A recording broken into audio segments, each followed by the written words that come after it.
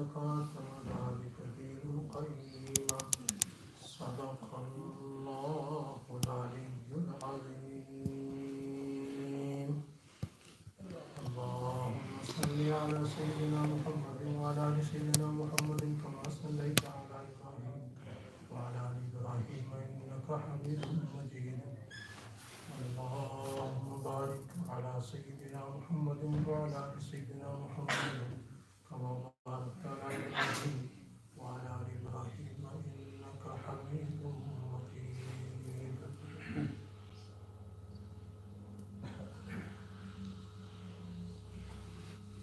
My respected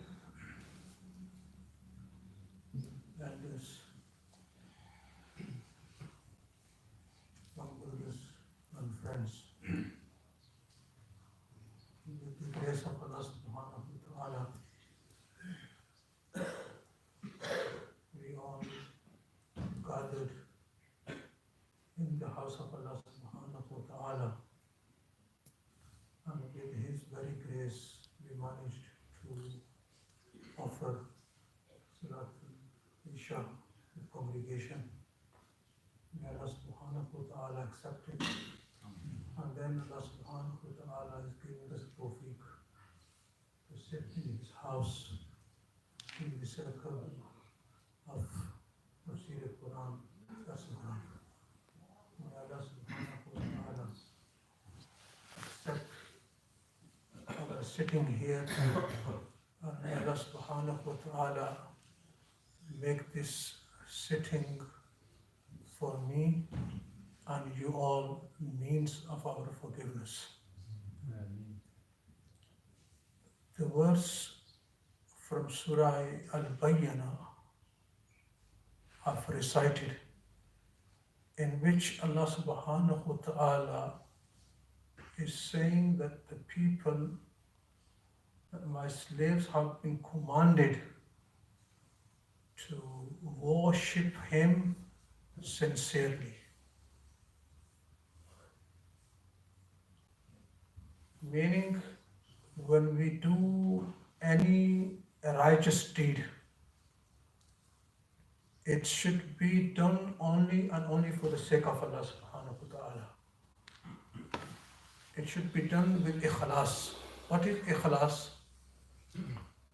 The definition of ikhlas is to perform every righteous deed with the intention to please Allah subhanahu wa ta'ala and to receive the reward from Allah subhanahu wa ta'ala. Anas bin Malik radiallahu ta'ala anhu narrates from Rasulullah sallallahu alayhi wa sallam that Prophet sallallahu alayhi wa sallam said, Man faraka dunya ala al-ikhlasi lillahi wahdahu la sharika lahu wa aqama salata wa ata zakah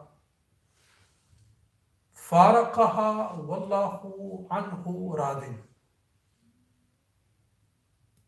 Rasulullah sallallahu alayhi wa sallam is saying, whoever leaves this dunya, departs from this dunya on ikhlas, sincerity, meaning in his lifetime he did everything, every good deed, righteous deed for the sake of Allah subhanahu wa ta'ala.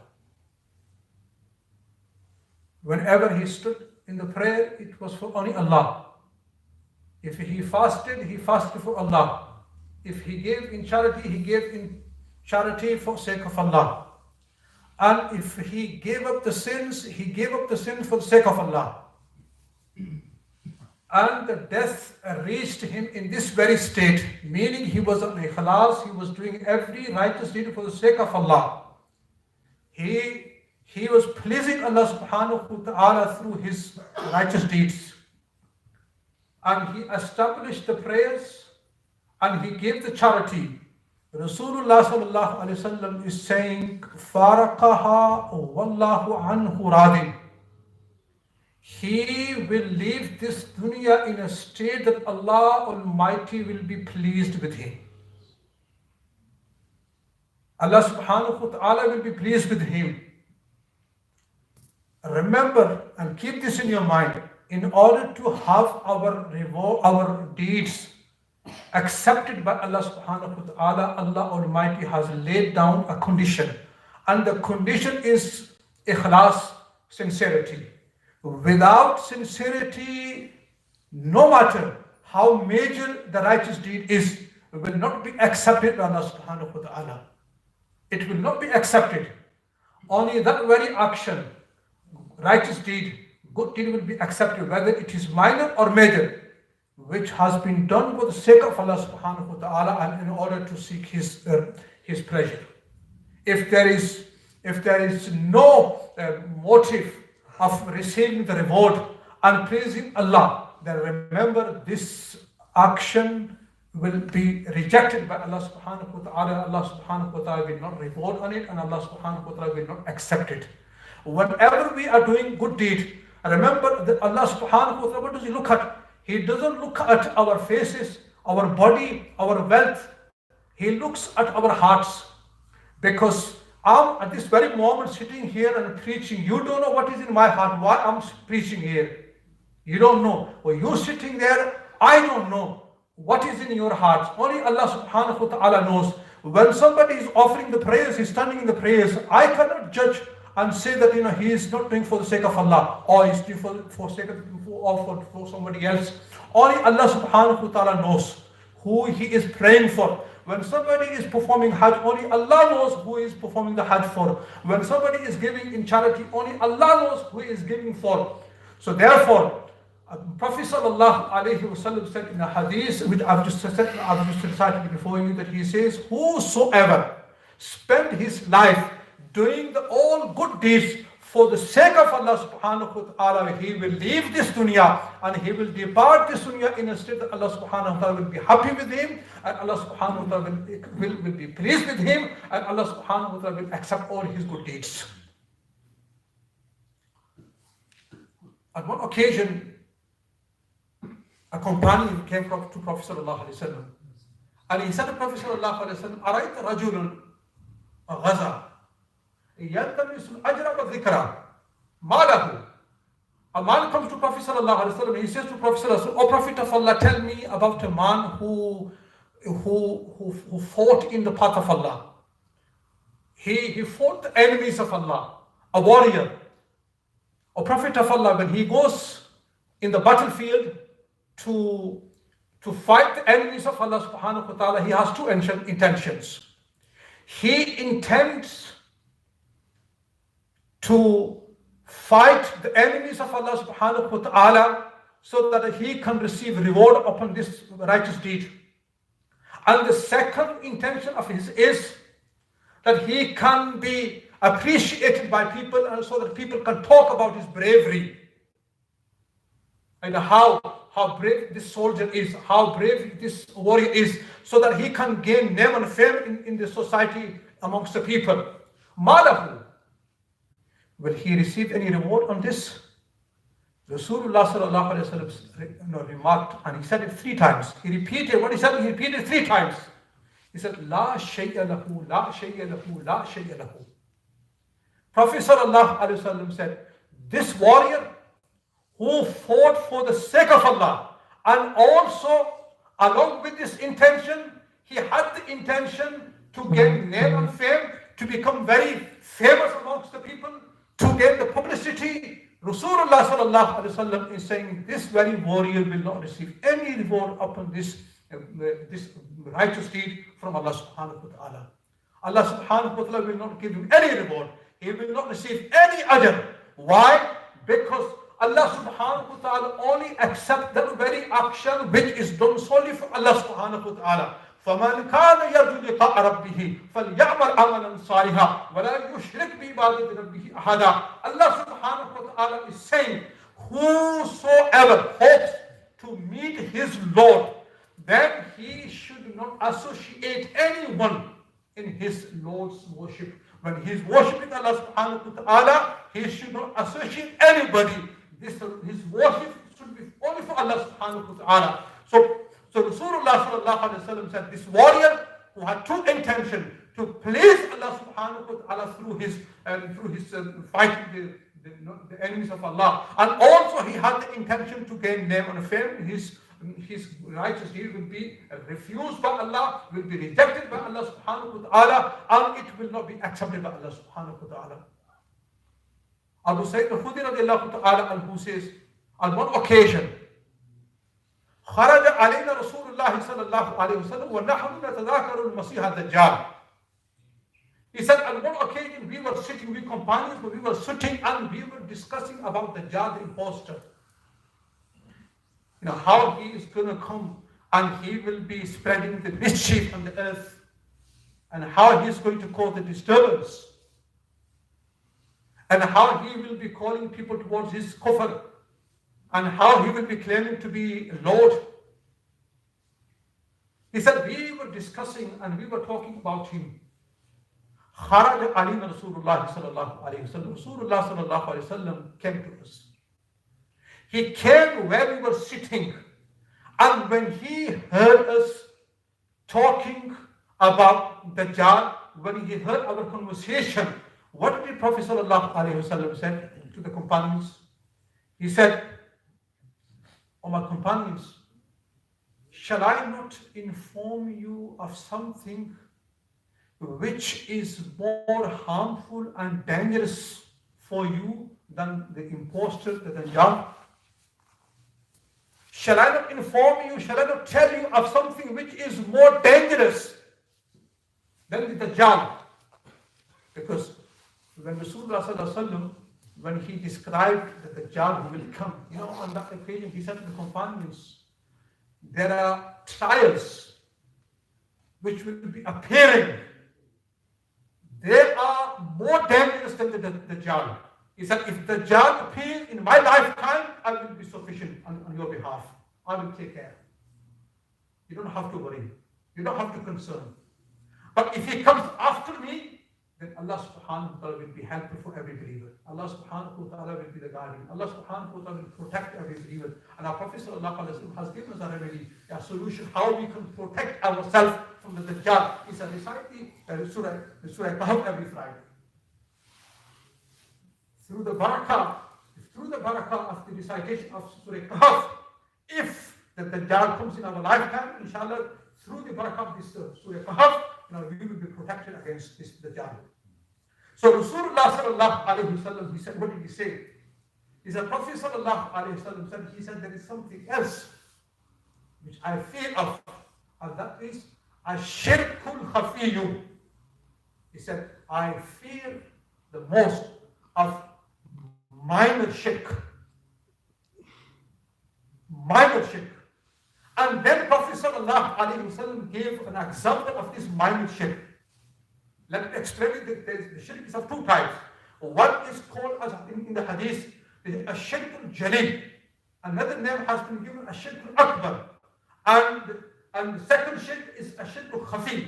Or it's been given the name a shirkul asghar. The minor shirk, the major shirk. The major shirk Allah subhanahu wa ta'ala has declared. Meaning, major shirk is to associate partners in the being of Allah or in His attributes. That very shirk cannot be forgiven. If somebody died on the state of the major shirk, he took the island as his Lord, or he took the star or the sun as his Lord, and he died in this very state, he will never be forgiven. Inna Allah la yaghfiru an yushraka bihi wa yaghfiru ma duna dhalika liman yasha. Allah on the day of judgment will not forgive this major shirk. Besides it, Allah subhanahu wa ta'ala will, if He wishes, He will forgive all the sins. But there is another shirk which is known as the minor shirk. And the Prophet sallallahu alaihi wasallam, he gave the example of this minor. You know what he said? He said, the example he gave of this shirk, he said, the example of this shirk is a man, a believer, he stands up for the prayer. He stands for the prayer, and then what does he do? فَيَزِيدُ صَلَاتَهُ لِمَا يَرَى مِنْ نَظَرِ رَجُلٍ. When he looks, that somebody is looking at him, that there's an onlooker who is looking at his prayer, what does he do? In order to impress him, he prolongs his prayer. Maybe when he stood in the prayer, he has the intention to gain the pleasure of Allah subhanahu wa ta'ala. He's offering the prayer for the sake of Allah. And along with this, he is somebody who's looking at him in order to impress him, in order to show him that he is how good prayer he's doing. He's doing his prayer according to Sunnah. He prolongs the prayer. Prophet sallallahu alaihi wasallam said, this is the shirk asghar. This is the minor shirk he is committing. He is committing the minor shirk, showing off. In another hadith, Prophet sallallahu alaihi wasallam said, "Man salla yura'i faqad ashraka, wa man sama yura'i faqad ashraka, wa man tasaddaqa yura'i faqad ashraka." He who established the prayer, he who offers the prayer to show off, he has committed the shirk. And he who fasted to show off, he has committed shirk. And he who gave in charity to show off, he has committed shirk. He has committed shirk. So Prophet sallallahu alaihi wasallam, remember, he gave the example. He gave example of fasting. He gave the example of offering the prayer. He gave the example of giving in charity. He just gave an example. This, it includes all the other deeds. If somebody is doing Hajj to show off, he is committing shirk. But remember, this shirk is not that shirk on which Allah subhanahu wa ta'ala will never forgive on the day of judgment. This shirk comes in the category, it is also known as a hypocrisy, the nifaq. The person, he's doing a particular righteous deed for the sake of Allah subhanahu wa ta'ala, but unfortunately, along with this intention, he is showing off. He is showing his deed to other people. In another hadith, Prophet sallallahu alaihi wasallam, you know what he said? He said, "Ta'awwazu billahi min jubbil huzn." He said, seek Allah's refuge from the pit or from the well of sorrow. The companions, they asked Prophet sallallahu alaihi wasallam, "Qalu ya Rasulullah, wa ma jubbil huzn?" O Prophet of Allah, what is this pit or the well of sorrow? Prophet sallallahu alaihi wasallam said, it is a wali. It is a wali in a Jahannam from which the hell every day seek refuge, not once, twice, thrice, but 400 times. Every day the Jahannam, the other parts of the Jahannam seek refuge from this particular wadi. The wadi, how many times? 400 times. And the companions, they asked Prophet sallallahu alaihi wasallam, "Ya Rasulullah, wa man yadkhuluha?" O Prophet of Allah, could you tell us who will enter in this valley from which the hell seeks refuge every day 400 times? Rasulullah sallallahu alaihi wasallam said, "Al-Qurra'u al-Mura'una bi a'malihim." Al-Qurra'u, the one translation of this Qur'an, the ulamas, the hadith have done, the great worshippers. Those who worship Allah subhanahu wa ta'ala regularly, mura'una bi a'malihim. But unfortunately, when they are worshipping Allah subhanahu wa ta'ala, also they are showing off. They are worshipping Allah subhanahu wa ta'ala at the very same time, they are impressing the believers through their worship. So Rasulullah sallallahu alaihi wasallam said, these believers who used to show off, whose righteous deeds were to show people, they will fall in this pit and they will fall in this well. And if action is done for the sake of Allah subhanahu wa ta'ala, it becomes so valuable in the sight of Allah. I've mentioned this hadith, those three men in the past, what happened? A rock fell right in the front of them at the entrance of the cave, and they got stuck inside, they couldn't come outside. Now one of them said to the other two brothers, two friends, he said, "You know what? Think of your good actions which you have done in the past only for the sake of Allah subhanahu wa ta'ala, so that we can present these actions to Allah, so that He can rescue us from this difficulty." So each of them remembered their action in the past which they have done for the sake of Allah subhanahu wa ta'ala. Then eventually Allah subhanahu wa ta'ala, because they did it for the sake of Allah subhanahu wa ta'ala, through the blessing of those actions which were done for the sake of Allah, Allah subhanahu wa ta'ala relieved them from that very difficulty in which they were.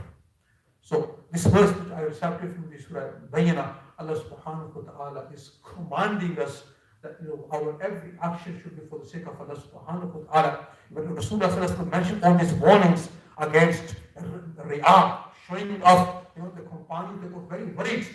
They thought, sometimes we are doing a good deed for the sake of Allah subhanahu wa ta'ala, and then the result is that sometimes people start praising us. They thought maybe we are sincere in our good deeds, but when people are praising us and when people are talking about our worship, maybe there is chances that Allah subhanahu wa ta'ala may not accept our worship on the day of judgment. So they came to Prophet sallallahu alaihi wasallam and they said, the Prophet of Allah, what do you think about a person who's doing a good deed only for the sake of Allah subhanahu wa ta'ala? He's doing it only for the sake of Allah, only to please Allah subhanahu wa ta'ala, but the people start praising him. What do you think about this person? So Rasulullah sallallahu alaihi wasallam said, Tilka adil bushar al-mu'min. He said, oh my companions, this believer who has done something good for the sake of Allah subhanahu wa ta'ala, then the people, they came to know that he is doing something good and they're praising him. This is an instant glad tidings for him in this dunya. When you do something good for the sake of Allah subhanahu wa ta'ala, only to please Allah subhanahu wa ta'ala, and the people are praising you, then this is the glad tidings which Allah subhanahu wa ta'ala has granted you. Abu Hurairah radiallahu ta'ala, on one occasion, the Prophet of Allah, sometimes on occasions I am on my prayer mat, and then what happens, all of a sudden somebody comes to my house and he sees me on my prayer mat. Then in my heart, I become happy that he has seen me on this state that I am praying. Is this shirk? It is riya. Rasulullah sallallahu alaihi wasallam, what he said to him? He said, you will get two rewards. One, for offering the prayer secretly. First you were offering secretly, and then it was not your intention. You never wanted to show the people. Then someone suddenly came and he saw you praying. You get the reward of openly worshiping. Now you worship openly because somebody saw you. You get two rewards.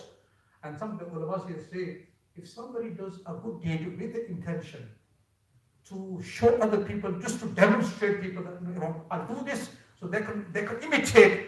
This will not be included in riyakari. This will not be included in shirk. This will not be included in showing off. He's doing it. Prophet sallallahu alaihi wasallam many times actions to show the ummah. So that we can see the action, how he did it, and then you can follow him.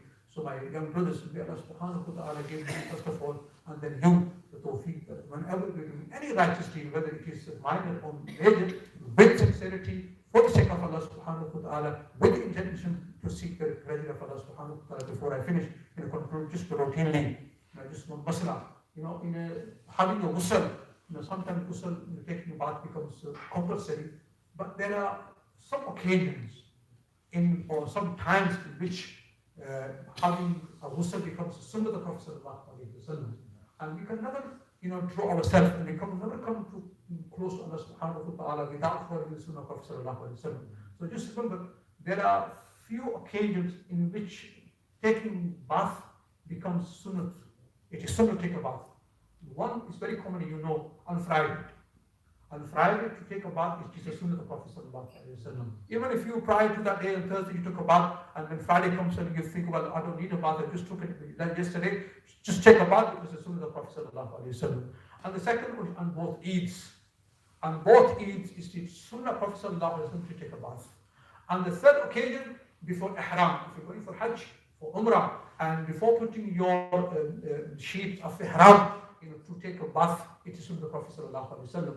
And the fourth occasion is on the day of Arafah, when the pilgrims gather in the plain of Arafah, and that very day, on the 9th of the Hijjah, to take a bath on that day, it is also sunnah of Prophet sallallahu alaihi wasallam. May Allah subhanahu wa ta'ala accept our sitting here. Allahumma salli